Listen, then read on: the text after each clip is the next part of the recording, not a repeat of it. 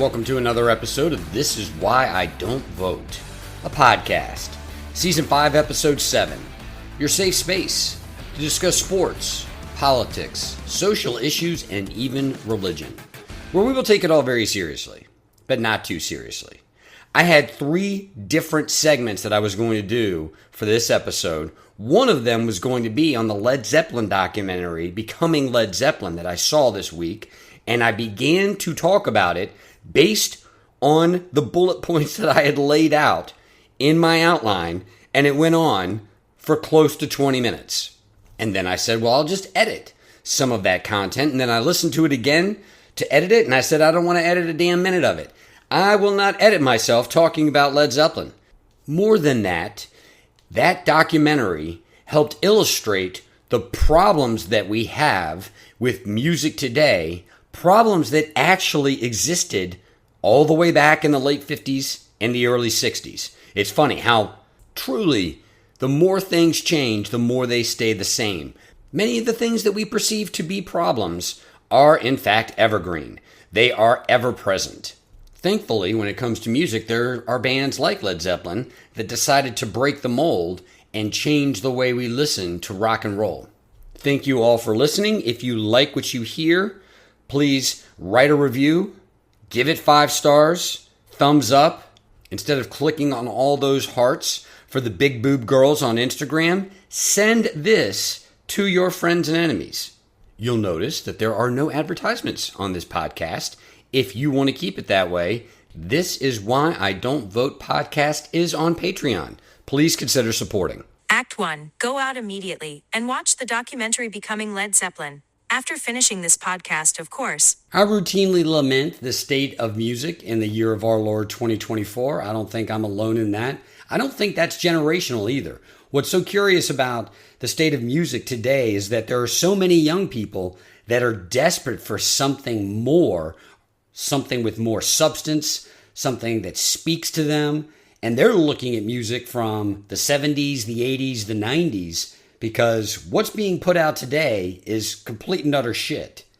This week, I went to see a documentary that's only being released in a limited number of theaters in a limited number of cities around the country. It's called Becoming Led Zeppelin. Yes, a Led Zeppelin documentary. More than that, it's not one of those Led Zeppelin documentaries where the band members aren't participating. They're front and center.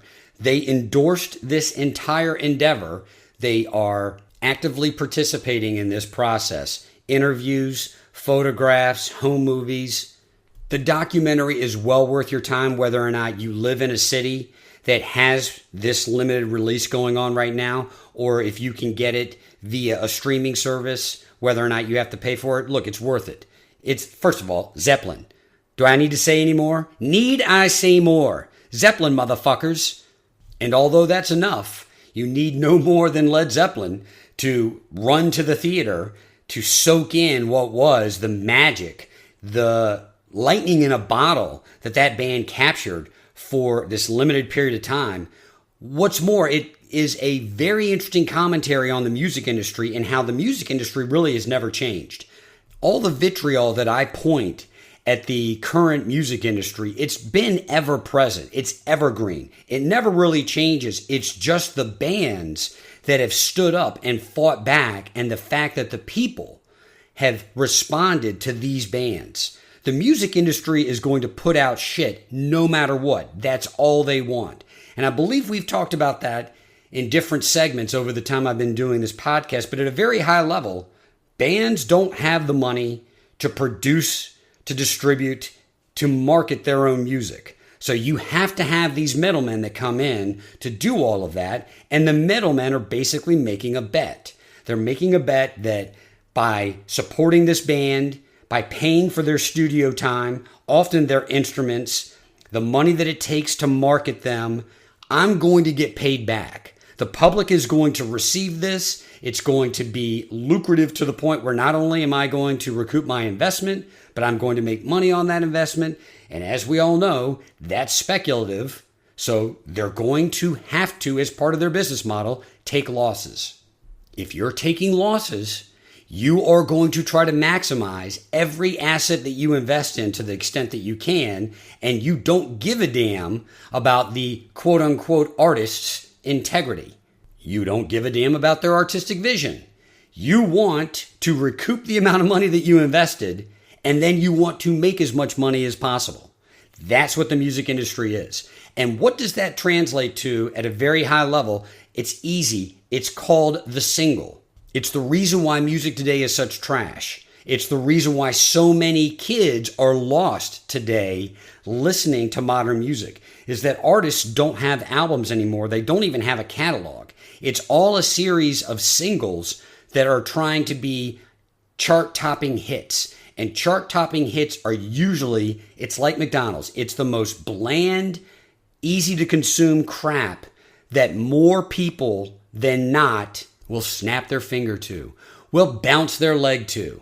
And bounce is the operative word, will bounce up and down to at the club.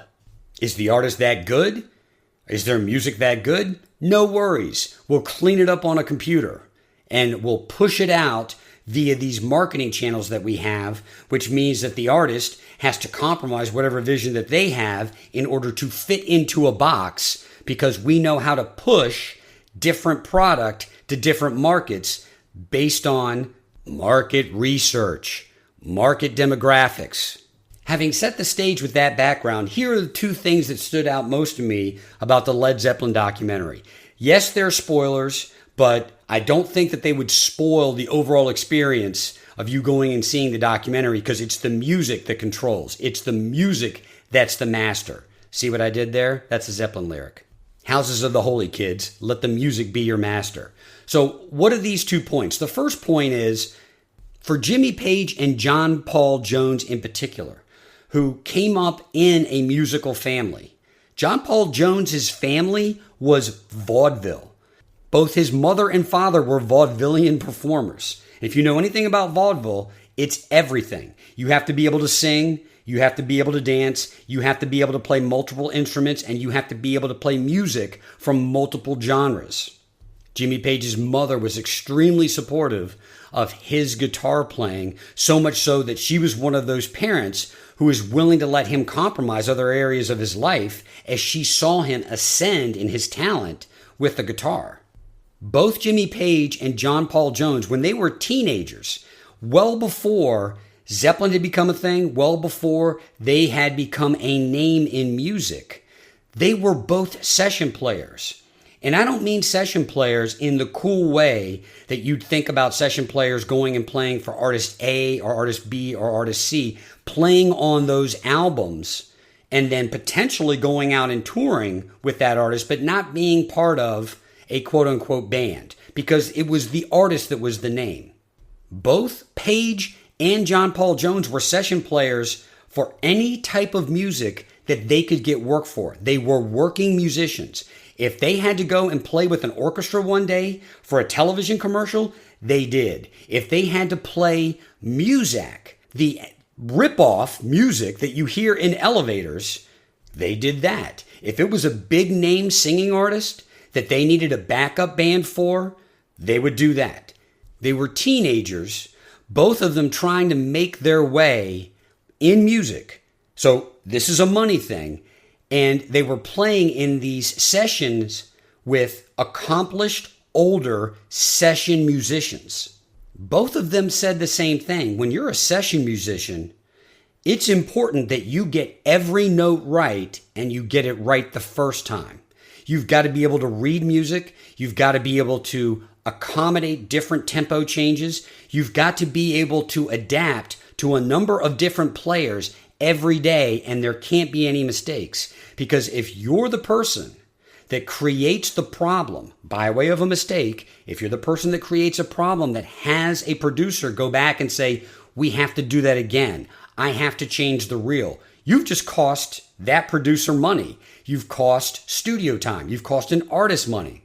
And you're very likely not going to be asked back to do that again the next day. John Paul Jones, Jimmy Page grew up in an atmosphere where they couldn't make mistakes. They were playing extremely difficult types of music at a moment's notice, and they couldn't make mistakes. Consider that in light of two things. One, that Zeppelin was such a tight live band and that they had such electric performances live.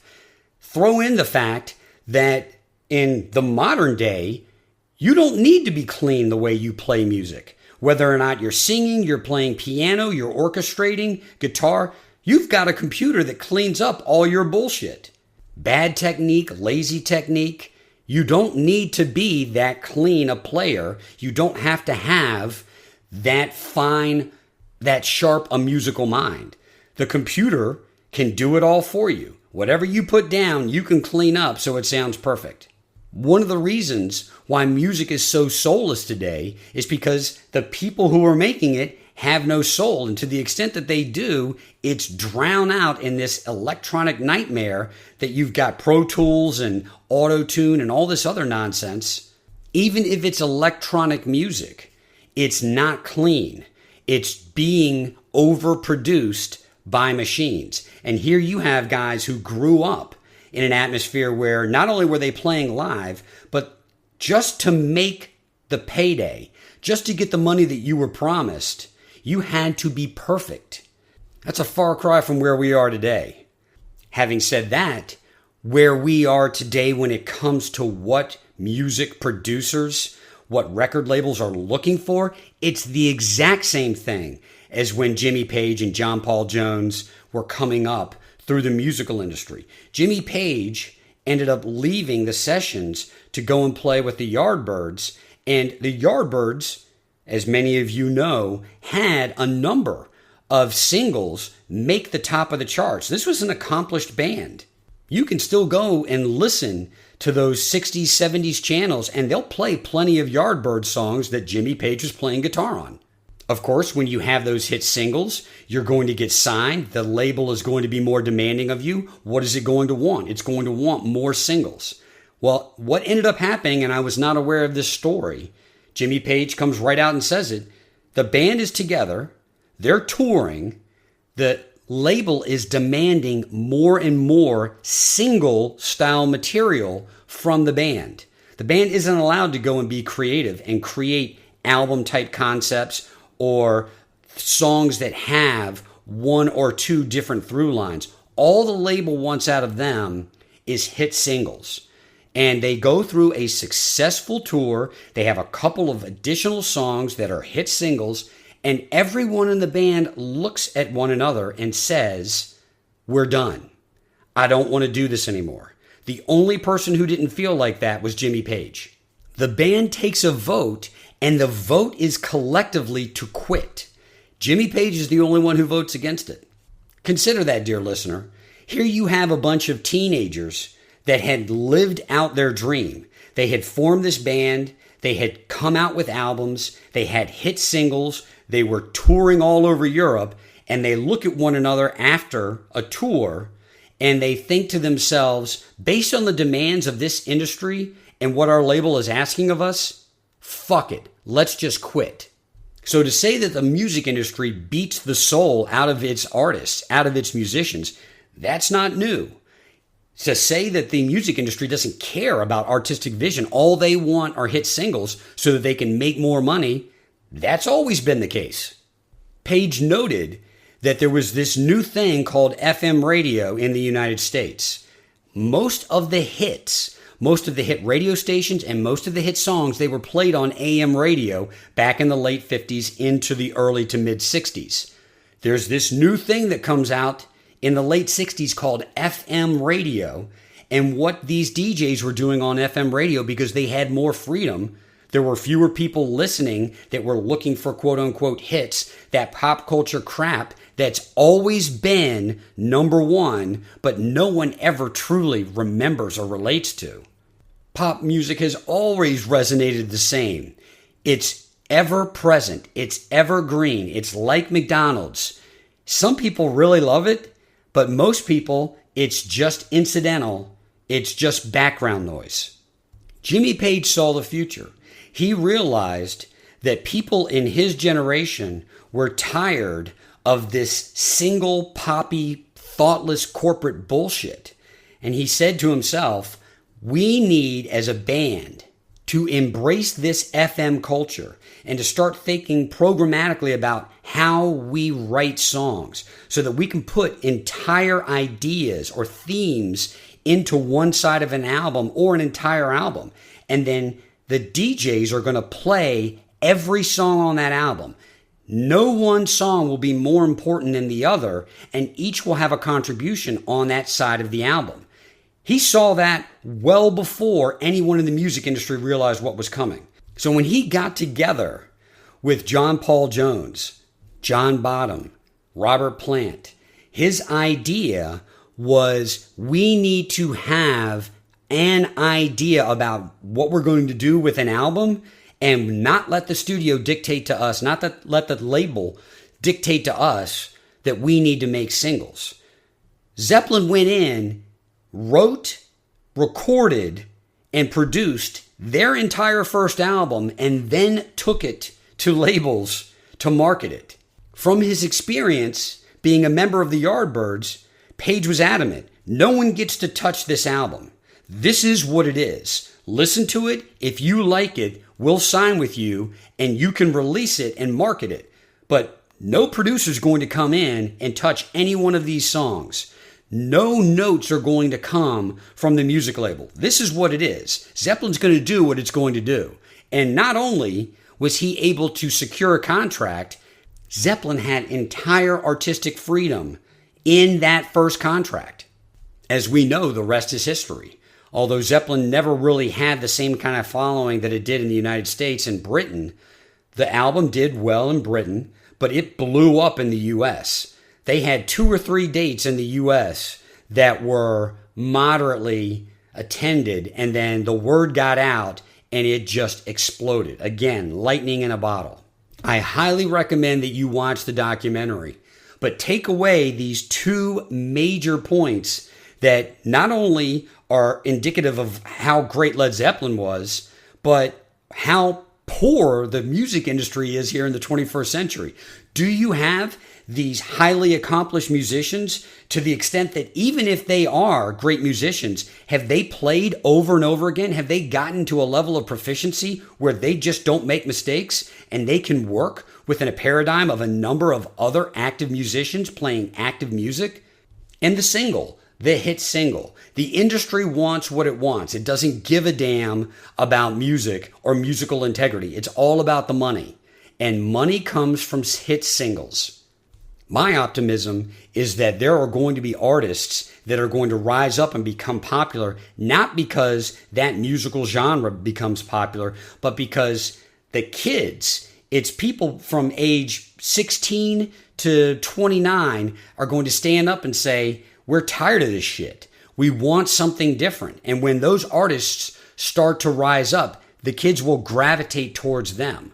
There needs to be another renaissance in music. And whether or not, I hope it's rock and roll, but whether or not it's rock and roll, there needs to be a defiance of this sellout corporate culture that music has always embraced, but that has been so popularized now in the 21st century.